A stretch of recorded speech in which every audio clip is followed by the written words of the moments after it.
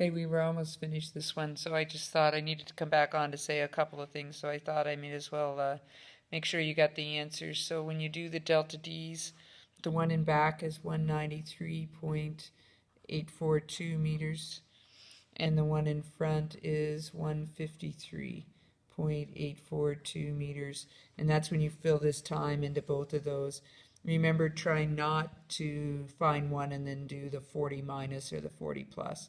So when you fill it in, of course, you have to do like 18 meters per second times the 6.3246 seconds plus 1/2, 4 meters per second squared, 6.3246 meters per second squared. And then over here, the same thing. So don't forget this VI delta T term. It doesn't actually go to 0. When you set them in the equation, they cancel each other out, but they both definitely have a value. Okay?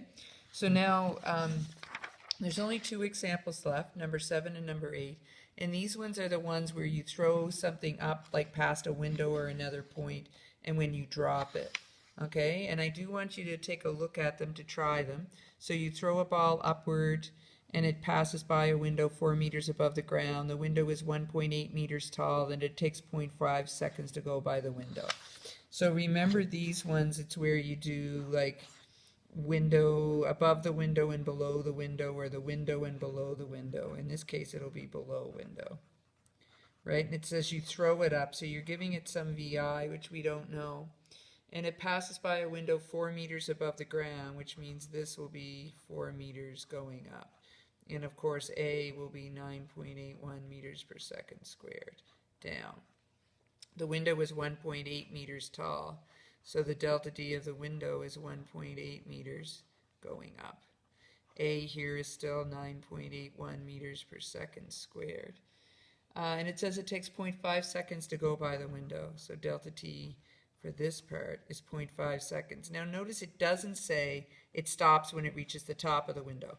It just tells you about going by the window. You cannot assume that VF up here is 0 because it doesn't say it stops. But remember, what connects the two parts is that the VF of the first part here will be the VI of the second part. Okay, so if you know one of them, then you have the other.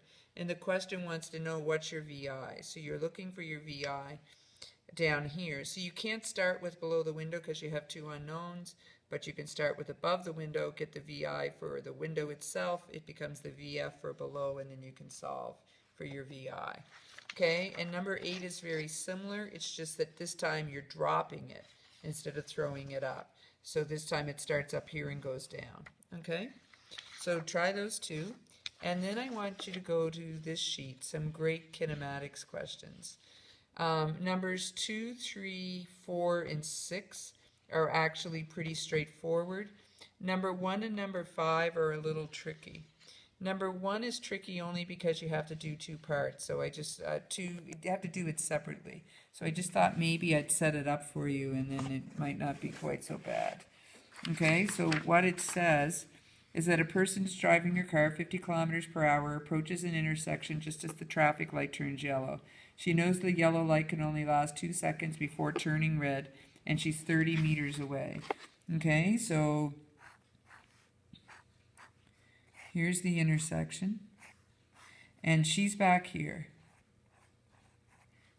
This is 30 meters. Okay, and so it tells you about the car can speed up and the car can slow down, and should she try to go through or should she step on the brakes? And if you've ever been in a car and the light turns yellow, you have that split second of, should I slam on my brakes or should I step on the gas? And sometimes you realize I can't stop in time and you have to go through. And other times you go through and it's red before you get there. So the question's saying, which one should she do? Should she go for it or should she stop? So you need to do both. You need to do it for stopping to see if she can stop. Sometimes your fear is you stop, but you stop like here. And it's like, congratulations, you've stopped in time, but you're in the middle of the intersection. So you want to see if she can stop before ending up in the middle of the intersection while the light's going the other way. And then you want to see, can she go through without actually running the red light? Okay, so that's what I mean by two parts. Okay, so set up your givens, do the stopping first, treat it as a separate question, do the going through. So my recommendation would be do 2, 3, 4, and 6, and then come back to number 1. And I'll leave out 5 for now, but if you get them all on your board, feel free to try 5. We'll do it next day in class anyway. Okay, have a good one.